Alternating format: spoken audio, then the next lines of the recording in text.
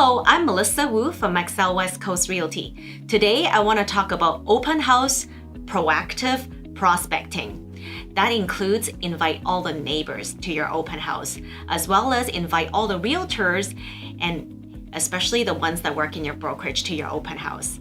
That way, you can bring in a lot of traffic and excitement and create urgency in your open house. Proactive prospecting for the open house also include calling your database. Think about who has a need and want for this property and give them a call. Make sure it's exciting on the phone call. Thank you. Thank you for watching. If you like our videos, subscribe to our YouTube channel, like us, share us on your social media. Thank you.